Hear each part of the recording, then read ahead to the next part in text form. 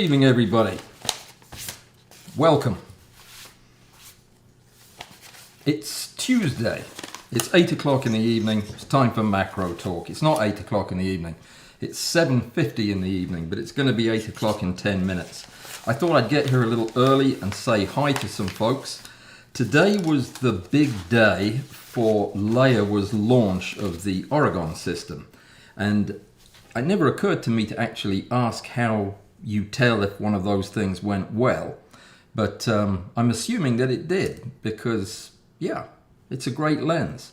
Yeah, that went live at 9 o'clock this morning, and presumably they've sold out by now. I don't know. But for those of you who are Patreoners, I just wanted to make one quick announcement here at the beginning. There are still a couple of coupons left, and they are worth $150. So it would be a shame to waste them. They have allowed me to continue the early bird special for one more week. I doubt they'll last that long, but if you know anybody in Patreon who's interested in getting one of these coupons, tell them to get in touch. In fact, tell them to get in touch before the end of this live stream. And what I'll do is I will put the coupon code in the notes for you to actually go get it, so that you can fight over it. That would be easier than me trying to track everybody down. Okay, so that's what we're going to do. Tonight we're going to answer questions about the Aurogon. I've got mine out, ready to answer any questions you've got. I have been using this thing now for 5 months, and I consider myself something of an expert in it, just because I've been using it so much. And I'd like to make sure that anybody who's thinking about getting one and has questions, or if you got one and have questions about how to set it up, what to do with it, what else do you need, what other videos are coming out, all that stuff, I'm going to address it tonight. What else was there? I had some things and then I forgot to write my notes down today because I've been so busy. Excuse me, I'm looking for my tissue. My nose started running again. Well, I'll tell you what, I'll fix my nose while you watch this.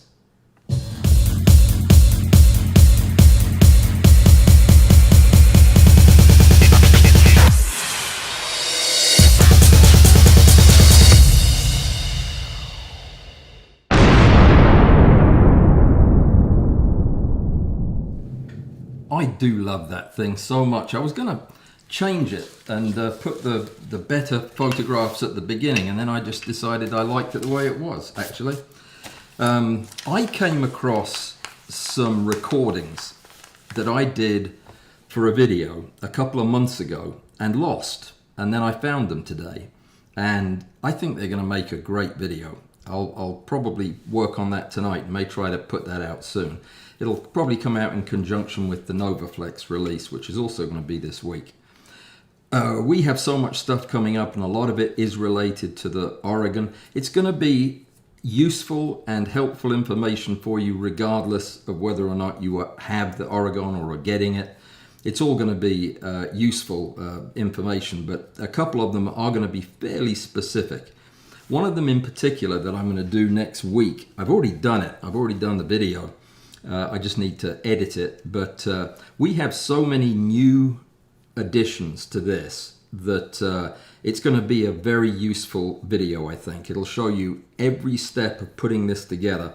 All the bits and pieces you need are in the show description. And it's not expensive, and you can get all the pieces you need for a few bucks. Print these things for $1 or $2 a piece. And they really do work better than anything else I've tried, as you probably saw if you looked at the video today. Yeah, the only thing that I'm disappointed in is my knobs. The paint came off them. Terrible, terrible. I'm going to buy some new ones that don't have as much painting to do. But yeah, so that's going to be next week. I'm also going to be doing a how to use this in the studio, which is going to focus largely on the big ones. Because they're where it gets difficult. So we'll focus on high magnification in the studio, and then I'm going to take you outside and we're going to do the low magnification, that's actually not low magnification. We're going to do mostly 10 times magnification in the field. This is fun, and it's yeah, you're going to enjoy this. I have thoroughly enjoyed it every time I've done it. You're going to need some things, though, that you might want to start thinking about if you're going to plan on doing this right after watching the video. You're going to need a tripod, and a tripod that will let your camera go all the way vertical, and a rail. Now, you can use a manual rail if you're up for the tedium of it, but if you have a rail that will go out in the woods with you, that's the best. And it is the true hidden strength of the NovaFlex rail. I loved the rail from the minute I started using it, but from the minute I took it outdoors and started using it with a couple of camera batteries, I was sold. It's magic for that. It's so easy to use and so much fun. But I'll be using that. In fact, each of those videos is going to be kind of a NovaFlex Aurogon video, because you can't do one without the other. Somebody asked me a question the other day about getting your tube lens set up for macro photography, and they were asking me, give us the lengths for this lens and this lens, for this tube lens and this objective. And I've been answering those questions with numbers for years now. 5 years I've been giving you the standard 237 millimeters for an ITL reversed with a Mitutoyo. And it occurred to me today that I need to stop doing that, because I'm not helping anybody by just giving out numbers, because it's not helping you understand what's happening.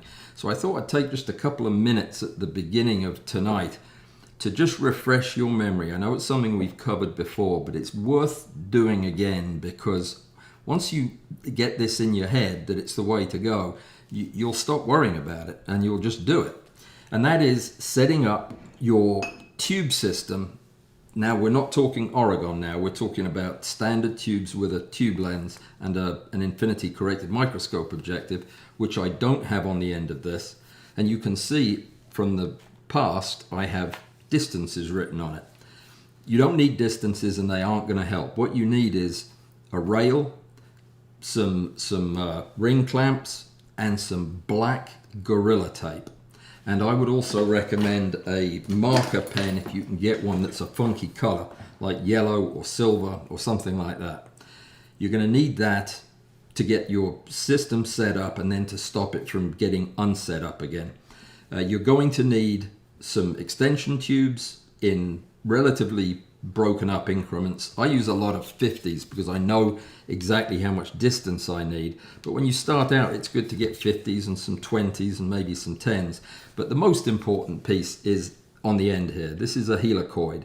Mine's a very short helicoid. It only has about 10 millimeters of throw, but I know that I'm going to be within 10 millimeters with the tubes. You might not know that, so you might want a bigger helicoid. Bigger helicoids are less stable. The camera is more likely to wobble. All you do with this is get to approximately what you think the distance needs to be, and you can get to that from talking to people. Like, you're going to hear that the ITL has a focal length of 200, and you're thinking, well, 200 millimeters should be the length of the tube, but that's not actually strictly true. It's a little more complicated than that. But I would tell you it's about 235 millimeters or thereabouts. So if you get to about 230 and then have a helicoid on, all you have to do is take this, put it on a tripod, and point it out the window or go outside with it. Find something that is further away than you can see. Well, no, you've got to see it. Go for a tree on the horizon. But it's got to be close enough for you to see it if it's in focus. So, maybe 500 yards away. Point this at it, turn it on live view, and then focus on those trees using the helicoid. That's all you've got to do. Once those trees come into sharp focus, you have focused your tube system. And from that point on, anything else that hits that tube lens at infinity is going to be focused on your sensor as sharply as that tree was. That's all you've got to do. That's what focused to infinity means. And you'll get good at it because if you have a helicoid, you can approach infinity and then you can go beyond infinity. You can go out of focus the other side of the tree or the other side of the tree limb, or you could use I like to use power cables where they have transformer boxes because they've got things on there that you can focus on and they come into sharp relief. So do that, but probably the most important part of this, once you've set this up, you're probably going to use it for a few days before you go on to something else. Take some Gorilla Tape and tape that thing up like you mean it. I used to just put marks on it and little arrows and things to stop it from, so I could check it. It's unbelievably easy to nudge the camera when you're putting in a card or changing a battery and turning this whole thing. And it's not worth the hassle. So what I do is once I've taped it up, I check it again. Once it's taped, I check it for infinity focus. And then I put a silver line across all the elements of the helicoid so that I know that they have to be lined up for this thing to work. When they're lined up, any objective I want to put on there that's infinity corrected will focus sharply on the sensor. That's all you've got to do. You'll get the most out of your objectives by doing this, and it's easy. And once you've done it, you're set. And that reminds me of another thing, but we'll talk about that another time. We'll talk about it another time. Oh, jeez. These, on the other hand, are completely different because like I told you, these things function more like a telephoto lens or a teleconverter than they do a traditional macro setup, because the lens that's in the tube, which one is tempted to call a tube lens like Laowa does, doesn't function like a normal tube lens. It's a weak lens that doesn't invert, and it actually reduces the size of the image, letting you get further and further away from the camera so that you get more and more magnification. And it's surprisingly effective. You know what would be cool would be to actually talk to Mr. Lee about this kind of stuff, about how he came up with this and why he thought it would work and that type of thing. So wouldn't that be nice if he would come on the program and chat with me about that in Mandarin? I'd need to get a translator, I think, or he would, or we both would. I asked him today, and I'm waiting to hear back. But I think it would be a wonderful, wonderful thing to get him on. I know that he has many, many loyal fans out there. I know that lots of you love to use your Laowa lenses, and they are very good. I must say, I'm a latecomer to the show, but I must say that every one I've used so far I've loved. And that's probably about half of the macro lenses. So, and they're coming out with new stuff all the time. Hopefully one day he's going to make the flagship 200mm macro lens that we all crave. Well, I crave, and I'm projecting that onto you. But if you ever shoot with a 200mm macro lens, you'll want one. Okay, so that's most of the stuff I wanted to say. How's everybody doing? Who's here? Roy Bixby's here from Australia because he's got a kangaroo on his thing. Tie me kangaroo down sport, as they say. And who else is here? Amy Fiver's here, and she's one of our moderators, which makes her a VIP and relatively famous. Do you want to see what cameras I've got today? Because this is going to be different, and it might give you vertigo. We've got this one, where you can see my desktop if I choose to show it to you. I could have been using that a while ago, couldn't I, when I had the lenses here. The other one is even more vertiginous than that, and that is this one, which came to me in a dream last night. It didn't really, I had the thing behind me and I thought I'd just put a phone up there. It works though, doesn't it, for looking down on things. So yeah, that's what we're working with today. So let me see. Alistair's here too, and he's another moderator. So we have two VIPs, and I bet Bud's here somewhere as well. That would make the trifecta. Let me see. Oh my goodness, there were a lot of messages before the ones I started reading. Gary Russell's here. Greetings, Gary. What's going on? Yeah, were you doubting that I was going to be here at 8 o'clock? Am I late? No, 8 o'clock. 8 o'clock tonight. Oh, you know what it is? I got the days wrong when I was setting this up. I set up the maggot fest for tonight, and that's what shows up on the artwork, because we're doing maggots on Thursday, and it's going to be a blast. Let me tell you about that for just a second. These are maggots. These are ones that have succumbed to natural causes of being dropped in boiling water. And I'm not going to do that live because it was disturbing even to me. And yeah, so I probably am not going to kill any more of them.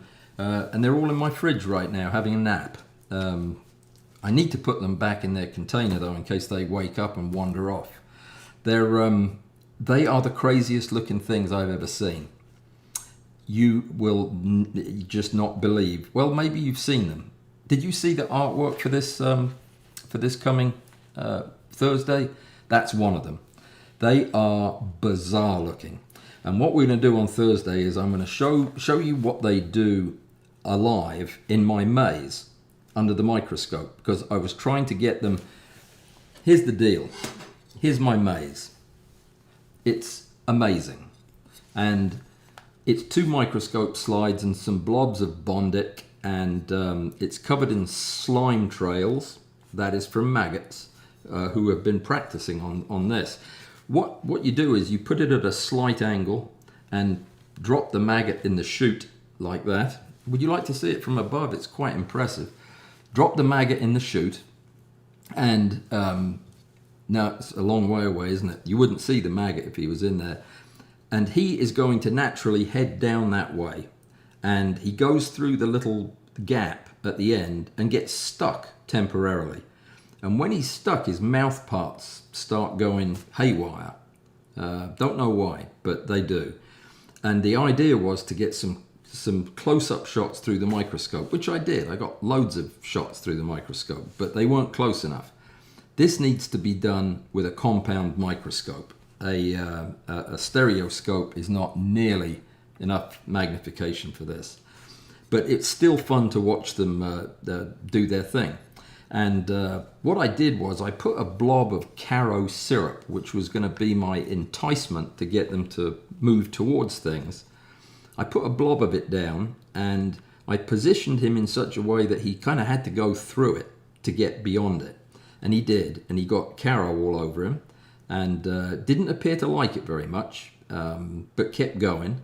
Went all the way to the end of my glass plate, came all the way back again, and then he started to act as if he was sedated, and he became slower and slower and lazier, and his mouth parts were moving slower and slower, and I was getting some really good pictures, and I thought, well, I've figured it out. What Mr. Littlefield has been just banging on to get sorted out for years now, I did it in one evening. I found the sedative for maggots is Caro syrup. And then I realized that he wasn't moving at all. And yeah, I thought possibly I'd killed him, overdosed him with the syrup. But I used a paintbrush to apply some water to him. I don't know why I thought of that. But yeah, that dissolved the syrup that had turned to sugar on him. And as soon as it dissolved, he started moving again, and then he ran off. So it wasn't a very good sedative, but it did glue him to the glass. So we won't be doing that experiment again either, because it was fairly heartless as well. It's hard to see the mouth parts, but when I got these guys on the rig under 20 times magnification, you can see some mouth parts. And I was trying to get some pulled up, but this is the problem with having 2 computers. I can only do one at a time, or the other one goes haywire. But I will put, I'll find a way to get a picture up before we're done here.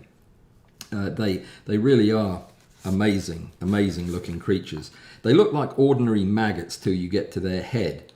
And then at the end of their head, there's a hole, and out through the hole comes their head. but it's a tiny pointy head that looks horrible, just horrible. The things that look like eyes are antennas, and I don't know if they have any eyes, but yeah, you can't take your eyes off their antennas though. Amazing. So that's what we're going to do on Thursday. Then we're going to, once we've messed around with a few living ones, if any still are alive by then, we'll go put them on the rig in the back and take some more high power pictures using the Aurogon probably. This will be perfect. That 20 and 35 times to photograph these mouth parts. You'll see, it'll work really well. So I was in the middle of doing something when I got distracted, wasn't I? Have you ever seen a milkweed bug doing the hokey cokey? Is that what it's called? I think that's what it's called. I'll show you. I was out in the woods with Laura while she was down visiting and found one of these bugs and thought it appears to be dancing. And yeah, maybe it was. Let me see if I can get my pointer to go up to that screen. It doesn't seem to want to do that. This is so aggravating. There we are. Let's do the old F thing. See, all of his legs on one side are up in the air. And that's the way he walks, which strikes me as very inefficient. I don't know why any bug would do that. He takes one step at a time with his front leg on the other side while holding all these other legs up in the air. It seems like it would be a recipe for disaster. So let me see who's here. Let me see. I've said hello to one person so far, so yeah, we're doing well. If you have questions, put them in the thing, highlight them in yellow. Amy will tell you how to do that. And if you do that, I'll stop saying hello and I will address the question, because that's the purpose for tonight. I will talk if I have to, but be better off if we did questions. By the way, last distraction. I am going to be encouraging people who have questions, you know, the kind of question you email me about. I want you to well, you can't email me because I don't have email anymore. They took it away from me. Apple did. They said I couldn't be trusted with it. No more email. So you have to use the Walls app to message me.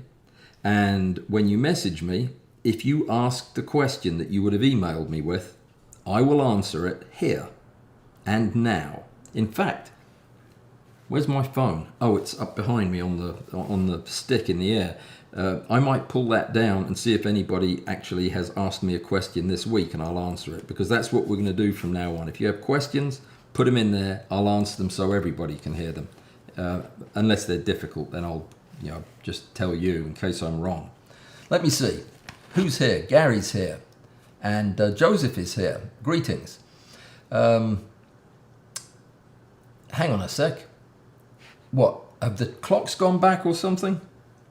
It is 8 o'clock, right? All my clocks say 8 o'clock. It's 9 o'clock in Detroit. Your clocks are wrong. Has to be that. Or am I missing something? That would explain why there's nobody here. How interesting. Yeah, I have no idea what's going on. Why it would, all my clocks and watches say it's 8:13. And yeah, they've been right all day long. Anyway, if they're wrong, somebody better tell me, because yeah, even my phone has that time on it. Okay, let me see. Yeah, Detroit is in Eastern time zone, so it would be at 9 o'clock, wouldn't it? Yeah. All right. Okay, so let me see. 7 people at what? When did Joseph get here? Why does that matter? It doesn't matter. A proud liberal's here. Time for liftoff. Great. Yep, here we are. And good evening from Alistair. Good evening to Alistair. And from Laura. Hello, Laura. And hello, everyone. And Larry's here as well. Greetings, Larry. And yeah, we're going to do, ears are going to be burning when that video comes out next week about the building the rings thing. Because I keep saying your name quite a lot, like it's a mantra. I think it's going to be a good video. Did anybody see Thursday's session, says Joseph? I wasn't going to touch anything with that title because it had maggots in the title. Well, this week has maggots too. It's how to photograph your pet. Maggots. That's what the title says. And that's exactly what we're going to be doing, photographing my pet maggots. So, any news on the moderation policy changes?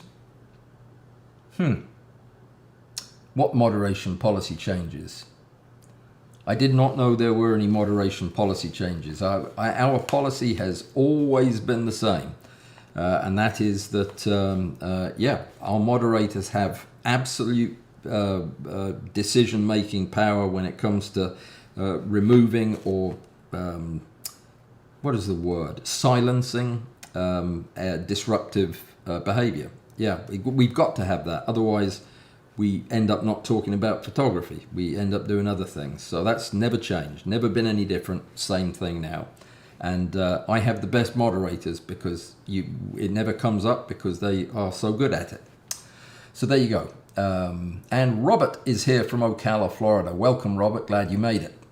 And let me see. Everybody is saying hi to everybody else, which is good. And Susan is here. Susan, what's up?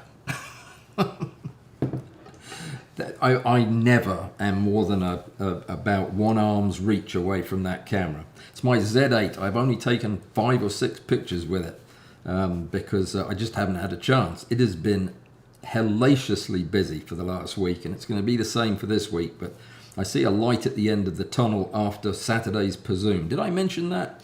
Saturday we're doing a Presume, and the purpose of the Presume is going to be a little different for this time. It's 10 o'clock in the morning, as they all are now. But at this Presume, I'm going to talk to you about some things related to the Laowa lenses, the Aurogon lenses, and some other things that you've not heard me say before. Yeah, we're gonna have a private session about that, where I might swear. We'll see. So that's what we're going to talk about. It'll be based on the release, but there'll be some additional information and some demonstration stuff that I'll be showing you as well. So that'll be fun. And where was I? I was at Gary saying hi from South Carolina. Greetings. And Robert Storost. Glad you're here, and congratulations on your Aurogon. You are going to love this lens. I said in the video that there are some people that this lens is for, and there are others that it is not for. I would have pegged you as somebody who would have definitely wanted this lens, Robert, because it's a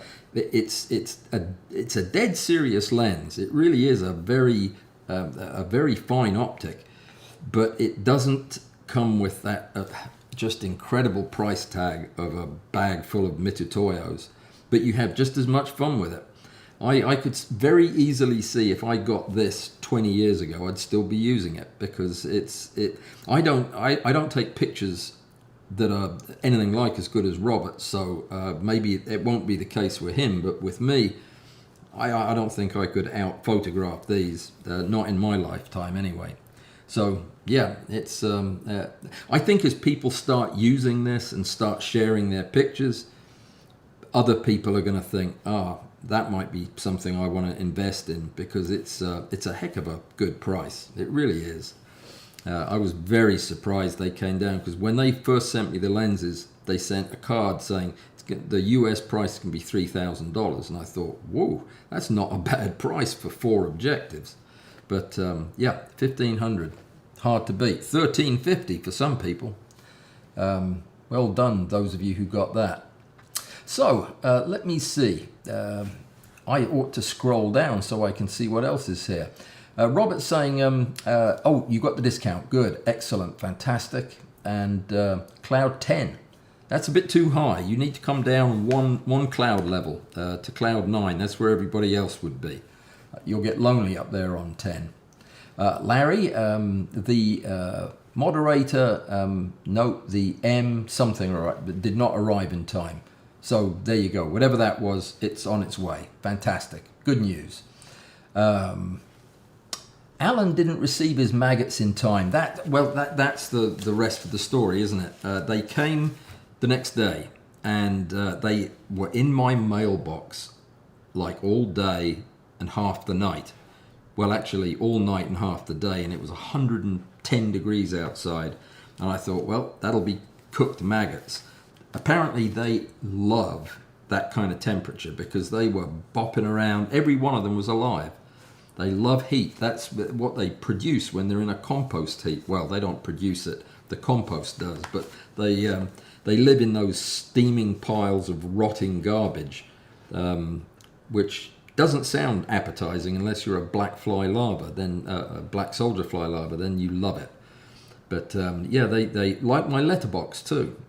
That should tell you something about my letterbox, I suppose. So it appears to be the same folks that are chit-chatting back and forth because, did nobody get the message we were having a thing tonight? I wonder what that's about. Well, no, there's 45 of you here, so yeah, I'm just not reading fast enough. So I didn't get the maggots, then I did get the maggots, and I have been working with them ever since I got them. I've done something with maggots every day, and these are going to blow you away. They are fascinating, fascinating creatures.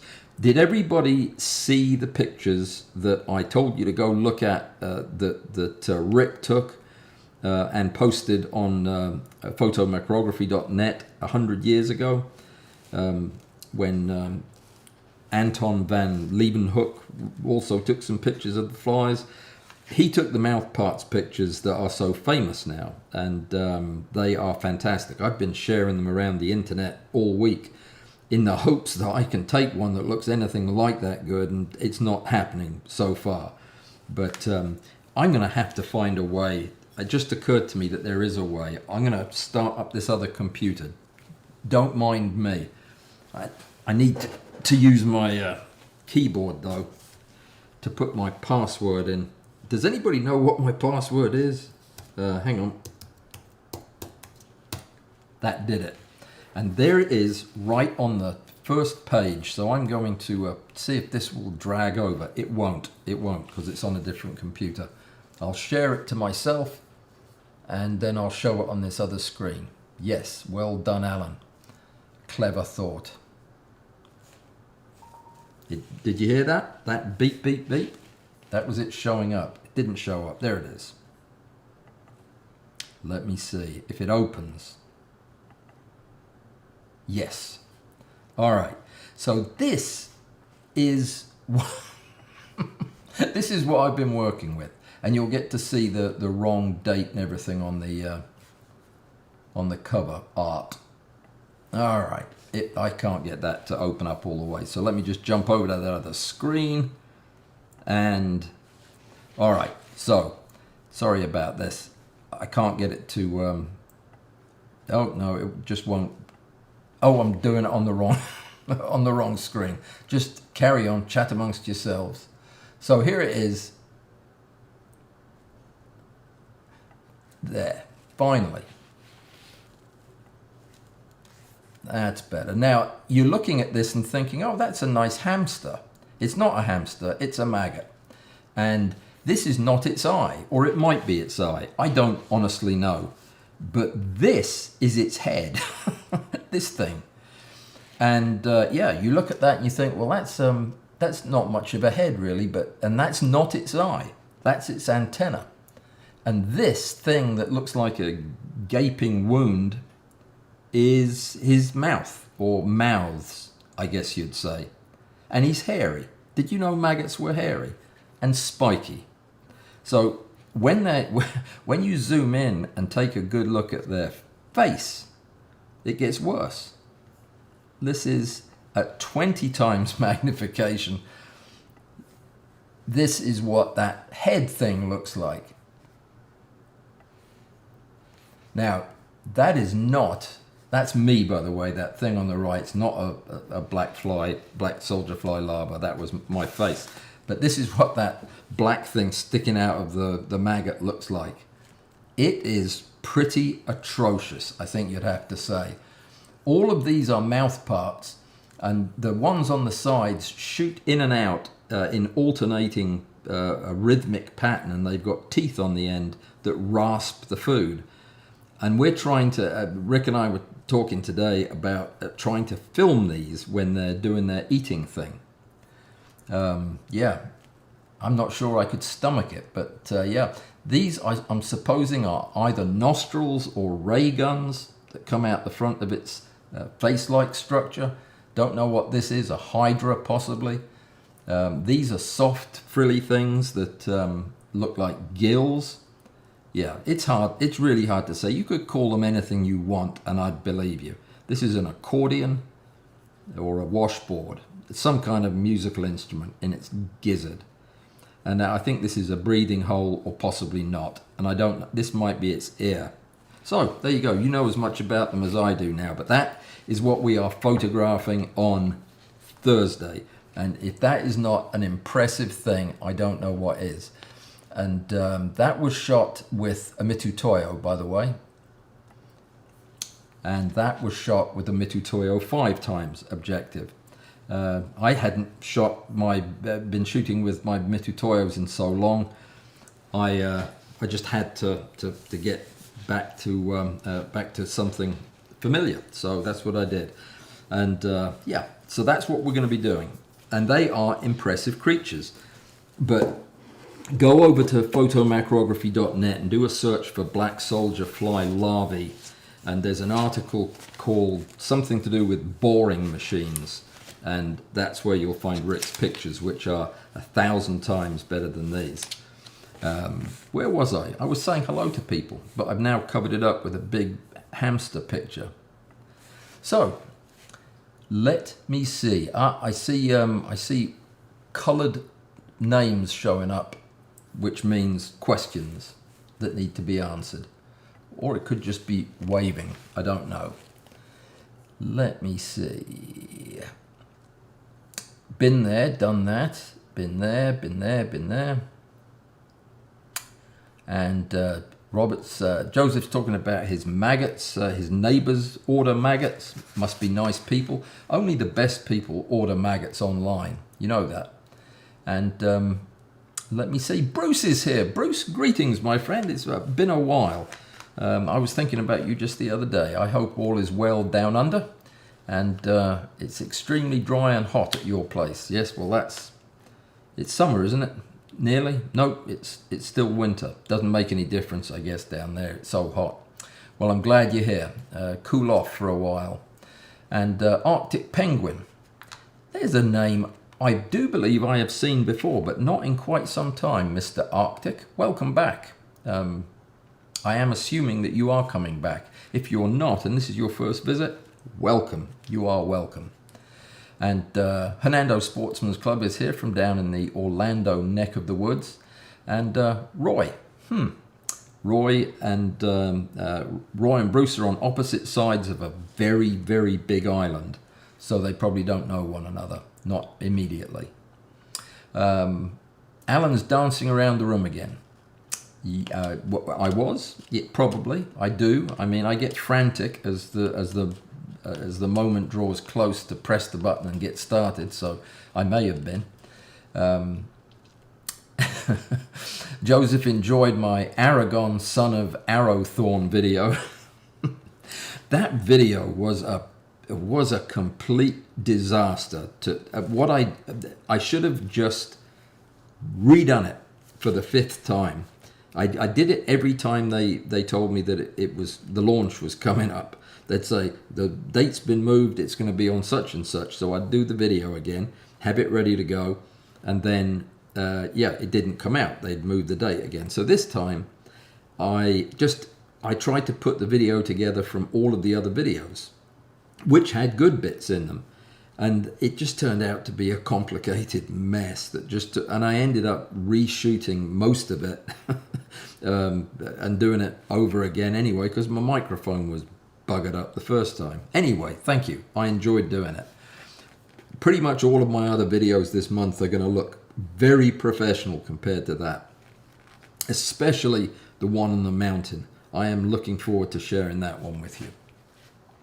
I was just looking at that footage before I came on tonight, and I was enjoying that discussion, so I think you will too. Now would be a good time to insert ads according to YouTube. We're not going to do that. We've never done that. We won't start tonight. So let me see. Where were we? Arthur is here from Massachusetts. Greetings, Arthur. I'll give you a wave back. Glad you're here. And don't forget, we're presuming this Saturday, 10 o'clock in the morning, and it'll be interesting. Let me see.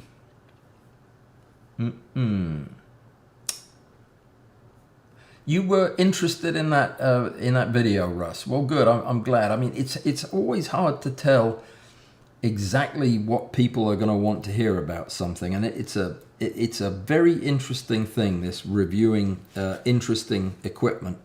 Normally, I don't have time to think about it. I mean, I get the piece of equipment, I use it, I assess it, I talk about it, and there it is. That's the review. This has been so different because I've had a first impression, then a second impression, then I've lived with it for 5 months and used it every day. And I started out taking good pictures, then I took terrible pictures, then I took some decent pictures again. And that whole process is kind of like maturing with a piece of equipment that you use a lot.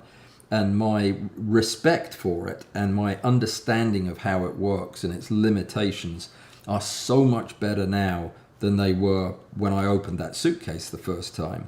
But I feel like this is a very sophisticated, grown-up piece of camera equipment. And I would really like to see Venus Optics and Laowa do well with it, because I think it really is a paradigm shift.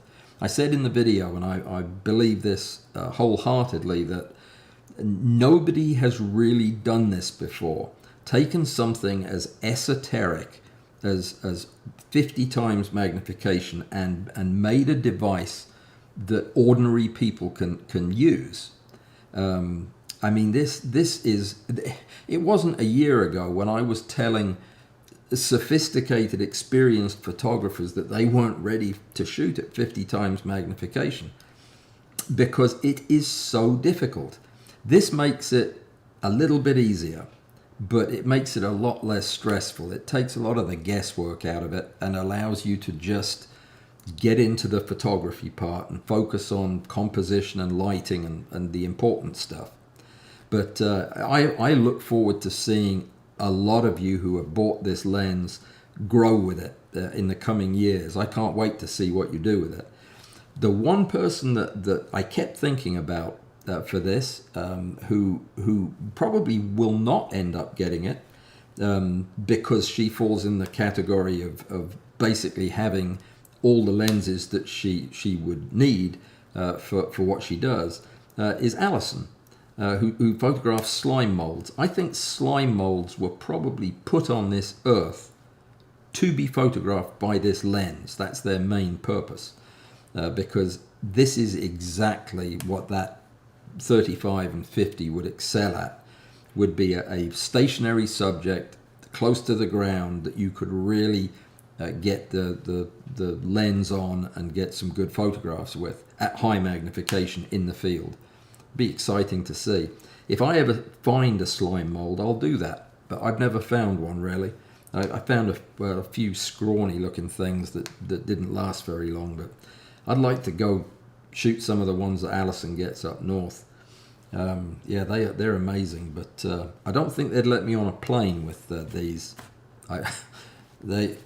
Yeah, that looks, I don't know what it looks like, but it definitely looks like something that TSA would be unkeen about me waving about on a plane. So yeah, there's that. So who else is here? Need to say hi, or I'm going to run out of time again. Mike's here from sunny Phoenix, and Jim's here, but couldn't get the code to work. Ha! When did you try it, Jim? Get in touch with me through Patreon or directly today, and we'll get to the bottom of it. I will make sure that works and that you're set up. So the first thing to do is the code. It was the how can I say this? The first two items in the code were lowercase, and the last four were numbers, and that was it. Okay, Well, if that was what you put in and it didn't work, let me know. And you went to the link that I sent, not to the main shop, is the other thing. Anybody on Patreon who's trying to get their 10% discount, you have to go to the link that I put with the coupon announcement in the Patreon notes. Okay, that's important, because if you go to the regular shop, this won't work. Okay, that's all I know about it, but still get in touch with me and I'll call them for you if that doesn't do it. Okay, so we'll get to the bottom of that. And David Brown is here from Cooling Off, Winthrop, Maine. It's about time that place cooled off. You've had all too nice of a summer, I would say, for Maine. I love Maine. Best clams. I used to love to eat clams in Maine until I ate a bad one. And then I was put off Maine entirely, the entire state. But I was very sick, very, very sick indeed. You don't want to hear about that, do you? I don't blame you. At least I stopped before I got to the gory bits. Let me see. So Robert was saying something, and if you think I'm having trouble reading, it's because I'm having trouble reading tonight. My when I set up the computers, I somehow have made the typing very small in the messages. So I'm missing every other word, but that's okay. I'll guess. A question: would love to see how you physically attach the lens with supports to a rail and then to a stack shot focusing rail. Yeah, okay, deal. I'll do that on Who Asked. That was Robert asked. Can you come on Saturday for Zoom, and I'll demonstrate on Saturday. I am going to demonstrate in the videos, in the how-to indoor video. That's all I'll be doing, and in the building the supports, I'll also be showing you how to do that, because it's important that you get this right. If your lens is not positioned absolutely flat and straight at your subject, then you are going to run into problems. These kind of magnifications, you cannot be off by 1/10 of a degree, because if you are, your subject will migrate right out of the field as you move the lens or as you move the subject. So it's very, very important that your rail is straight and that your supports are attached to the rail in a way that keeps them straight. Because it doesn't matter at 5 times magnification if your supports are a little bit twisted, because they will still hold on to the rail. I'll show you what I mean. Oh, I've got this one tightened. These thumb screws were a brilliant idea from Graham in the UK. I've been using a screw that needed a screwdriver. This now just, it still screws into a regular nut that you can't see because my finger's holding it in, but, well, it's not screwing in because I'm doing it live. But anyway, it would. This piece with the neoprene in it slides down to wherever you want it. And it is possible to have this twisted ever so slightly, and that is not what you want. So what you do is, using the new 3D printed piece that has a cross in the bottom that fits into the quick release clamp in only one orientation, when that thing's in and you clamp it to the rail, it guarantees the thing has to be straight or it won't clamp in. And on the big rail, on the big lens, well, I'm holding the big lens, I use four of these rings. The more you use, the more stable it'll be, the straighter it'll stay, and the happier you'll be with the shots. It's all about tiny little increments with this. It's little things you do to be extra careful have big dividends, and the inverse is true, that you make silly little mistakes that don't matter most of the time. They matter now. Everything matters. The way you put the diffusion on, the amount of light you have, things that are bouncing light around the room. Even when you have this thing at this magnification, set up with a numeric aperture of 0.5, which is wide open. This thing has a cone of acceptance that's about this wide. So any light that isn't going straight down the objective from your subject is going to start bouncing around inside, and it is going to ruin the quality of your pictures. An issue that I had, and I mentioned in the video, you may be able to see, in fact you can see, that silver ring. That needs to be fixed. You can't get to it because it's right here at the base of the tube lens. You don't want to be trying to take the tube lens out. That is in position there to correct geometry and everything. You can't touch that. But that ring is a problem. And I talked to them about it when I sent Mr. Lee a report, a 10-page report of my experience over the 5 months with this. And that was one of the key issues that needs to be addressed, is the points of internal reflection. And this is problematic because it's about halfway down the length of the tube. It's at a point where it's going to bounce light that's off axis. So where was I? What were we talking about? Did you see that that blooper at the end of the video?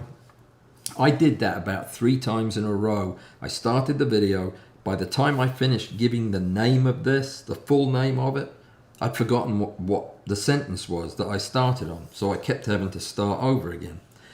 But anyway, that is something that you have to be careful about, is internal reflection. So making sure that your device is properly flocked. Now, I have read some stuff on photomacrography.net from other people, not me, who've been testing this lens.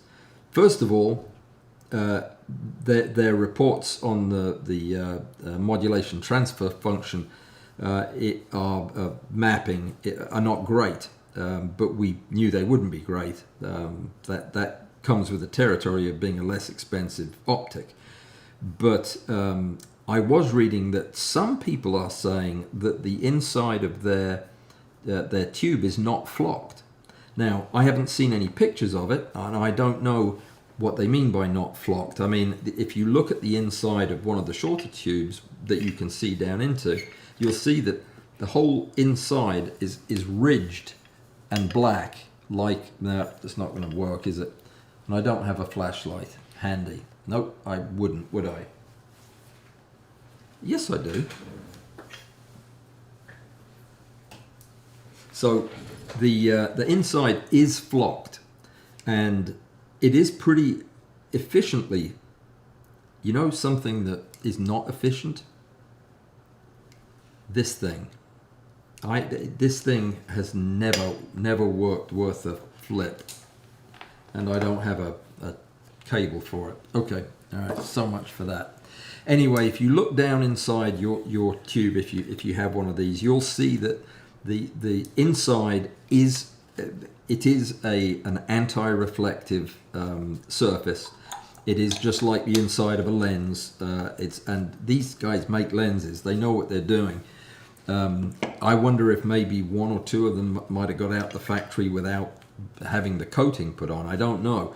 This is well coated, and it is a non-reflective finish on the inside, except for that ring at the bottom. That is problematic. Anyway, we're going over the same old ground there, but that kind of thing that doesn't make that big of a difference at 5x will sink your ship at 50. Yeah, at 50, anything you do will ruin it. Breathing on it, walking on it, having the phone ring or the air conditioner turn on.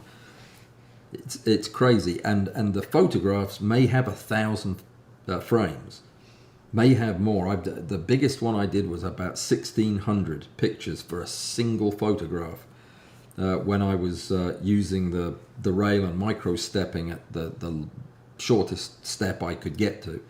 yeah, it's impressive how many pictures it takes, because the depth of field is so non-existent at those magnifications.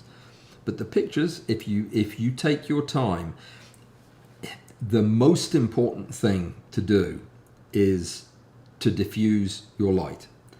Diffuse it, and then diffuse it some more, and then one last time diffuse it before it hits the subject, so that you're going to need a lot of light, but soft light, and that's so important. The slightest bit of glare, the slightest bit of specularity, and these high magnification pictures will just blow it out of all proportion. The P-Max especially will be useless. So yeah, it's hard, and they're hard to process. They take a long time. They're complicated. You have to slab in virtually every case. Yeah, it's hard work, but it's rewarding. It surely is. And you learn to photograph things that are small and flat, so that you don't have those ginormous, great big stacks. But I'll show you how to do all of that in the video, so don't worry about that for now. Just bask in the new lens glow. Let me see, who else is here? That was been there. Something about coffee. I did not know that Melbourne was known for its coffee. I thought that was like the Andes were popular with coffee. It's good to know. Good to know. And so I will show you how to do.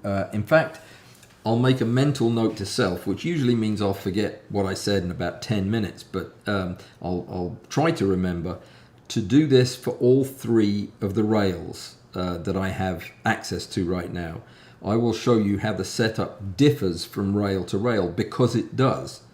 One of the things you'll find if you are a lucky owner of an Overflex Castell Micro is that you cannot get away with a setup like this with a big DSLR on short stubby ring supports like this. I know we're not talking about the Aurogon now. We're talking about just regular setup, because the camera will hit the motor on the rail. It's a big motor and a very flat rail. The Aurogon, because of the supports being a little higher, gives you clearance by about 1 millimeter. So I'll show you how that will work on each of the three rails. They all work just fine, but I'll show you how I line them up and what kind of base rail I use. Excellent. So Nastavnik's here. Greetings. And Alistair, who's just great with names, remembered Nastavnik was Pablo, which I can't remember. So great, that's good. Or hang on, here's a question. Oh no, it was Nastavnik saying greetings. Greetings, Pablo, from France. Welcome. And let me see. Roy Bixby's talking about a copy stand instead of a tripod. Okay. For doing what? Making copies, or a tripod? Let me see. Couldn't quite understand what that context was. Oh, it was something. Nope, it wasn't. So I don't know what that meant. So take it as read. Okay, let me see. Had you had a chance to test this with the manual? What do you mean, the manual? Have I read the manual? No, of course not. I don't think it came with a manual. Or you mean, have I used it handheld? Not a chance. This is not a handheld lens. This is no more a handheld lens than a 10 times Mitutoyo objective would be. It is bucketing down with rain. I just heard it pattering down the chimney pots. So yeah, it at 10x you can't handhold it. No. And of course, as you go up from there, it becomes even more impossible. The thing is, your depth of field is so shallow, even at 10x, you're going to have to stack to get a picture, and you can't hand stack well, maybe once in a blue moon you could accidentally string together enough photographs to make a stack, but it wouldn't be worth it. This is tripod, stepping motor rail. It's the sturdiest base you can find for it, and if you're in the studio, you'll want to put it on a gigantic butcher block piece of wood to keep it stable. Stability is everything with this. One of the problems, I don't know if I've ever mentioned this before, probably not, because it's not a description I heard until recently. There is a number. It's probably not a meaningful number by itself, but it's something that Rick uses when he's evaluating a system for stability. He compares the total length of unsupported camera equipment between the subject and the first support on the lens. So he measures all of the different lengths that are unsupported and adds them together. That's a strange noise. It sounded like water coming down the chimney. And yeah, he adds those numbers together, and it gives an index number of how prone to vibration that system is. This is always going to be prone to vibration unless you build this ring system whereby you can put a ring right over the objective, and you can minimize, you can get less vibration than you would with a Mitutoyo setup on tubes. So this can be a very stable setup if you take the time to make a support for it. Without a support, it's a nightmare. I tried one time just to see what would happen. I didn't put the 50 on because I didn't want to break my camera. I put the 35 on, and yeah, it was like waving a flag around. It was just appalling, useless. So yeah, you've got to have a support system. And any support system is better than no support system, but every one that I made had problems except this one. This is the one that works. Okay, where was I? I was, yeah, tell me if that was what you meant, Pablo, using it by hand, or if there was another question you had. Let me see. Novaflex do a beautiful copy stand too. Oh, really? I did not know that. They still make it? How interesting. You know, maybe I did see something on their website about that. Would it be rude if I looked? Probably, but I'm going to do it anyway. I'll do it on this computer just in case it does show something. Yeah. That would be interesting. I have long wanted to get a copy stand. I don't do duping. I mean, I wouldn't have a use for it as a copy stand, but I would sure use it as a vertical rig. I almost built a vertical rig this weekend to do some shooting that I was doing, but I went horizontal. I've just been doing horizontal for too long to feel comfortable with it. Let me see. Novaflex.com. Shop. Tripods, tripod heads, miscellaneous. I think we have to look at miscellaneous. They've got an open box special going on. No, don't see a copy stand, photo umbrella, a bag that has a tent in it. Yeah, that's interesting. A chest and shoulder support. Don't know what that's got to do with photography. Supporting your chest and shoulder. Must have something though. No, I don't see it. I really don't. Yeah, I'd be very interested to hear where that was, or where you found that, or read about it. Yeah, I don't see it on the menu, but this is the US site, so maybe it's a German thing. That could be the case. All right, so let me see. Who have I not said hi to? I haven't said hi to Robert Kellogg. Good evening, sir. Glad you're here. And Russ, it was mentioning the copy stand.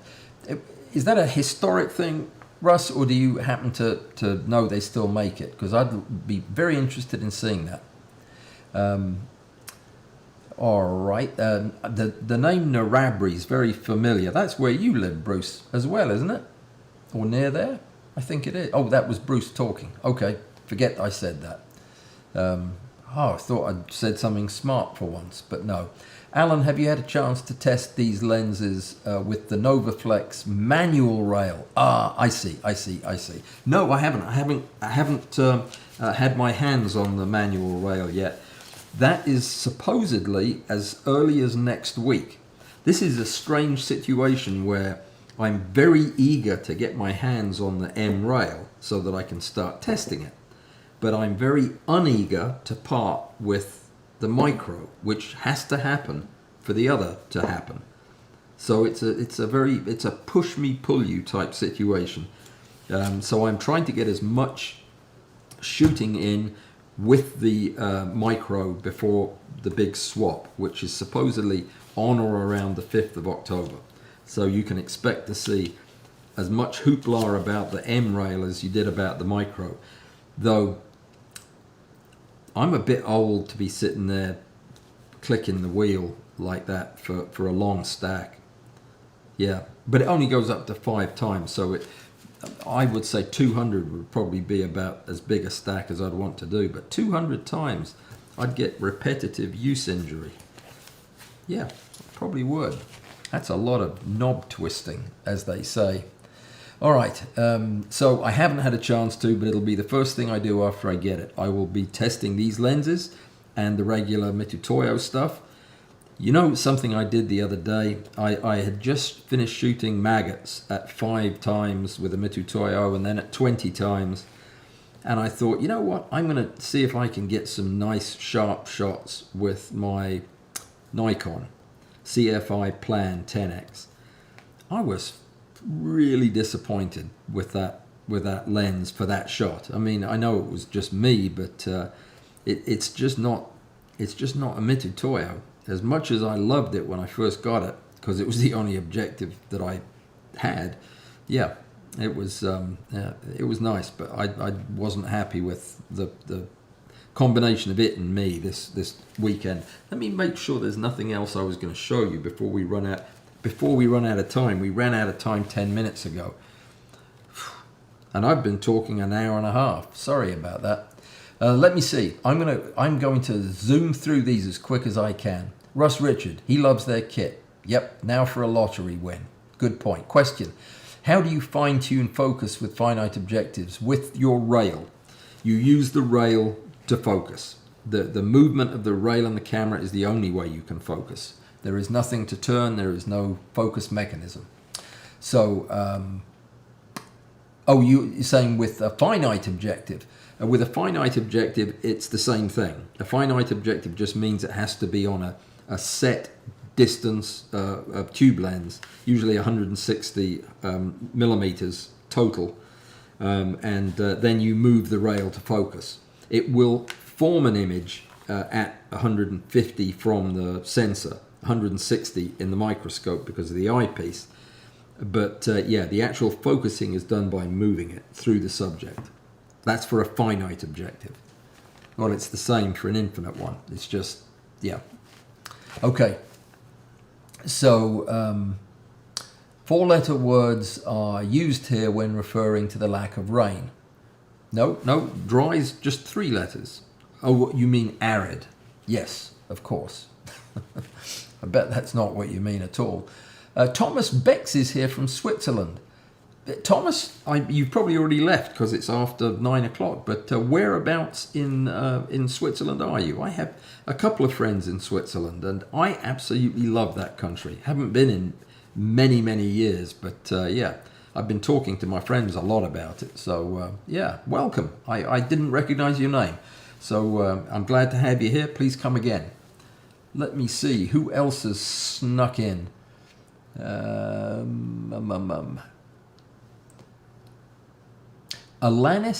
Cavazos.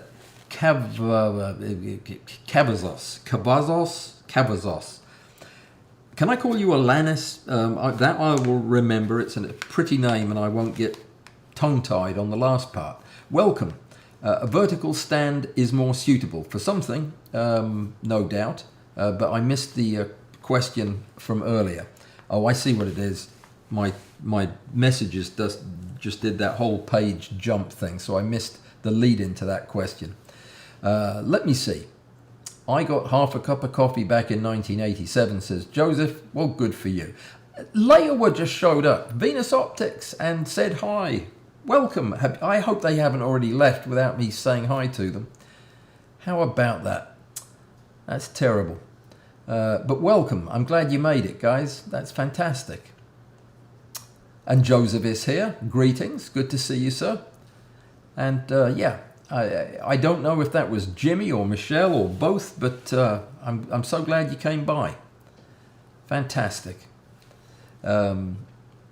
I think the have you tried it with the manual refers to the manual Nova Flex rail. Yes, I just wasn't thinking when I read the question, but you're absolutely right. And Bud is here, and he welcomed Laowa for me. Fantastic. Well done, Bud. Thank you so much. I'm sorry I missed them when they came in. Yeah, that was very nice of them to come, and of course very nice of my best viewers in the whole world to thank them for coming. It's fantastic.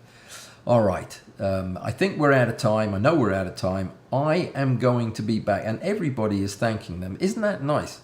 And Space Minions, who is a new person, either a he or a she or something like that.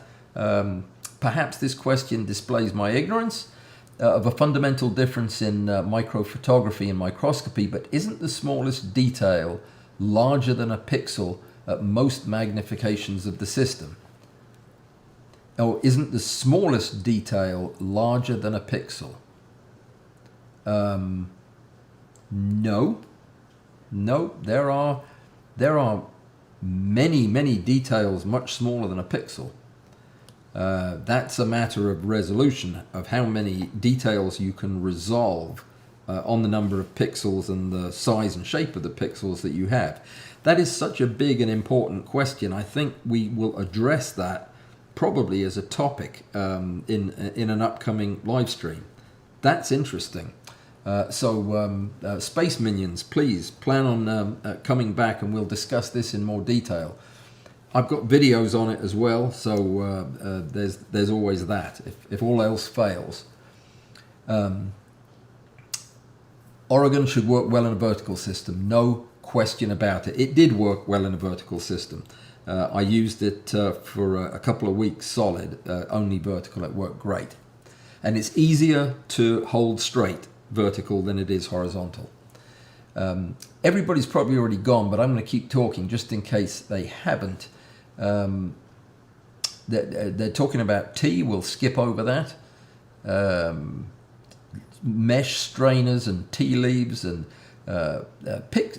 Pixel Hug, Pixel Nug, 1,500 on the website without the slip ring. Additional 150 for the ring support. No, I think the ring support is 50 for the 2 ring supports. Was my understanding. That's what I was told. And if you don't want to do that, make mine. They're about $2 a piece. As I said in the video, if you don't count the 3D printer, if you have to roll that into the price, it's a bit more expensive. But let's say you've got a 3D printer or somebody that'll print them for you, it won't cost you 50 bucks. 5 maybe. Let me see. Oh dear. That's a terrible story, Roy.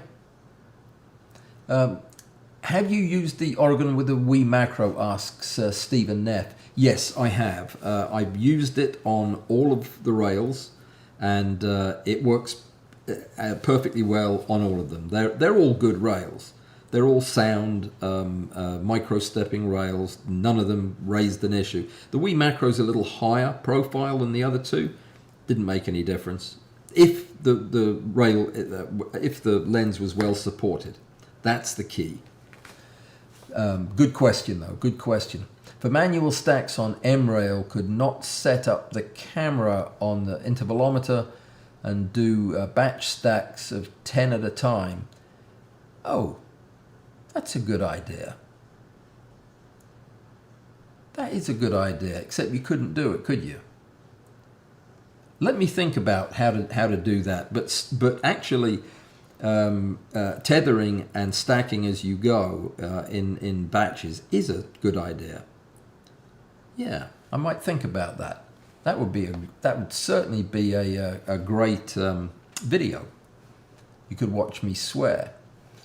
Let me see.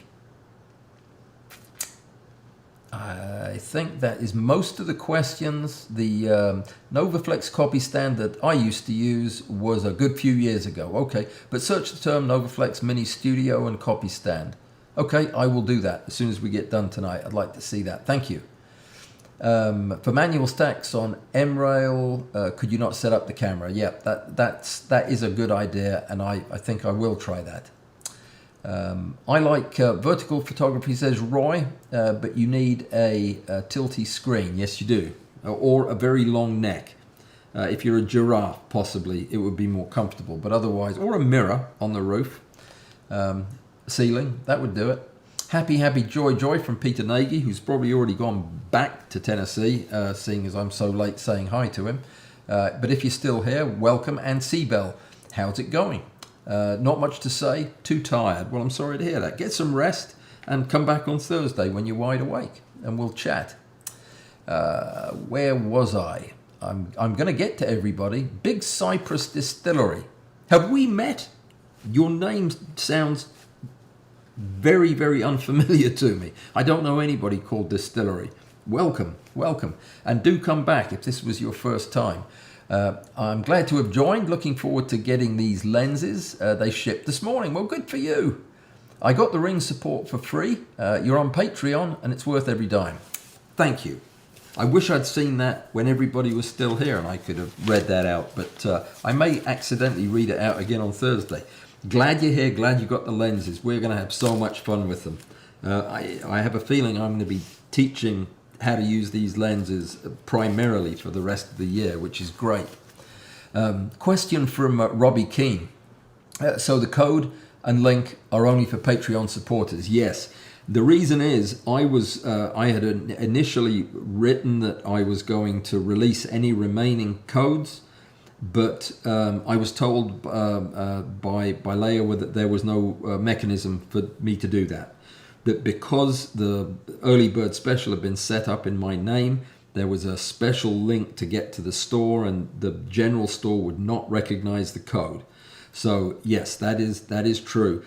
That is one of the benefits of being of supporting me through Patreon, is when stuff like this comes along, you get first crack at it. And in this case, there were only 20, and they were gobbled up by Patreon. So yeah.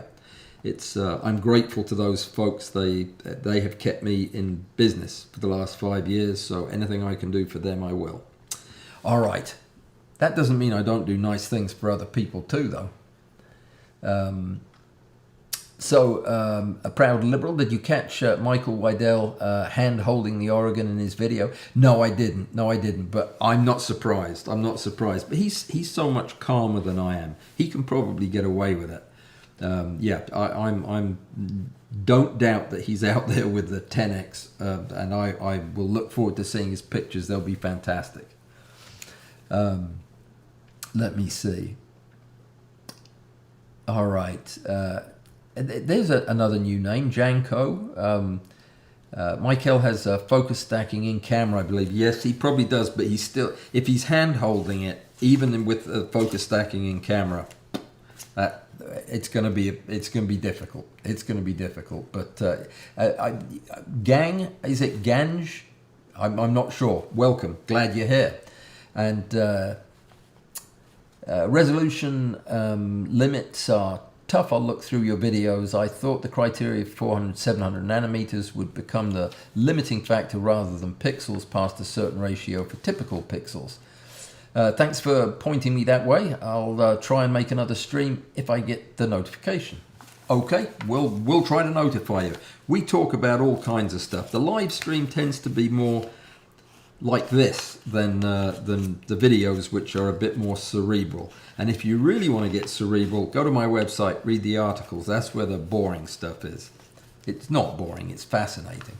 But anyway, yeah, please come back. It was good to see you. Andrew Johnson, thank you, sir. Welcome, and glad you enjoyed it. And Amy got a set as well. Fantastic. And Fernando, greetings. Welcome, and please come back again in the future.